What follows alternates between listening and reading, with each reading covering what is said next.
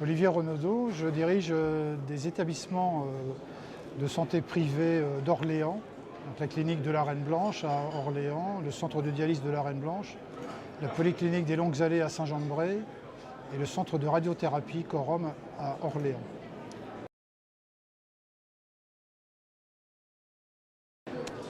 Alors l'hospitalisation privée dans 10 ans, je pense que nous aurons affaire à de gros établissements qui auront regroupé les petites cliniques qui peuvent exister dans les différentes agglomérations et qui seront des établissements directement pendant des hôpitaux publics. Avec sans doute une répartition plus égalitaire, effectivement, des établissements privés qui offriront les mêmes prestations que les établissements publics, c'est-à-dire les urgences, c'est-à-dire des chirurgies de différents types,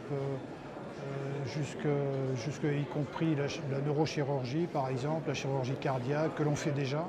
Les changements que l'on pourrait imaginer, que l'on commence déjà à percevoir, sont beaucoup plus liés à ce qui est la communication et par exemple à ce qu'on appelle la télémédecine, où en fait on assiste à l'utilisation de moyens de communication modernes pour, dans un premier temps, et aujourd'hui c'est le cas, pour pallier à une pénurie médicale. Donc c'est par exemple la téléradiologie, c'est les staffs multidisciplinaires par visioconférence, c'est la mise à disposition de ces outils de communication au monde de la santé, et je pense que ça va aller en se développant.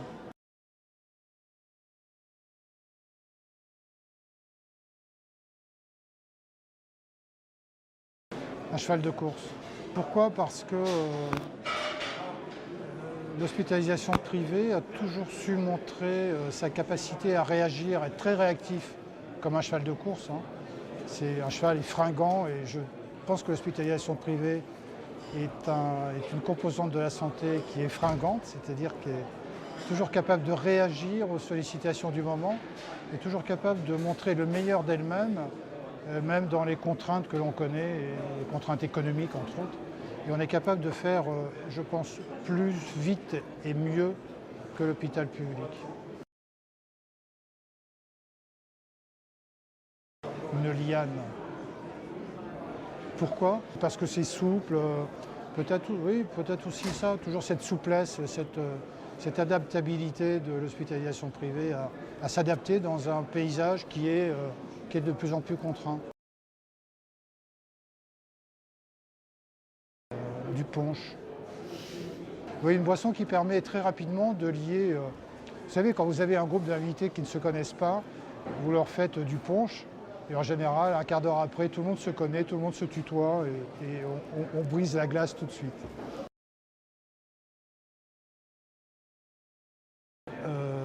Une harpe. Parce qu'une harpe, c'est mélodieux et que je pense que justement, dans les établissements de soins privés, nous sommes capables de mettre en harmonie des choses qui ne sont pas si évidentes que ça.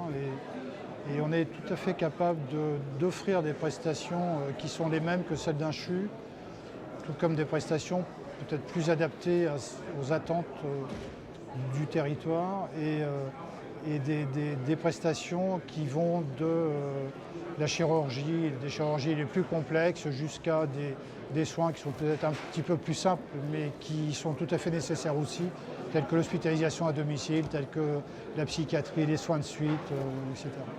Donc c'est cette capacité qu'on a à assurer une harmonie dans tout ça.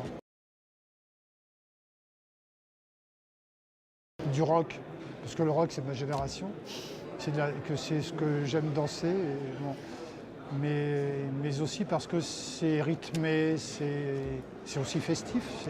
Rythmé par les certifications? Par exemple, oui par exemple, par les certifications, oui, mais pas que par ça.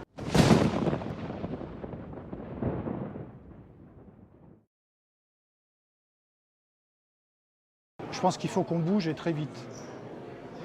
Mais quand je dis qu'il faut que l'on bouge, ce n'est pas tant le privé, parce que le privé a déjà montré sa capacité à bouger, c'est les politiques qui doivent effectivement prendre conscience qu'il est urgent de modifier les choses de façon fondamentale.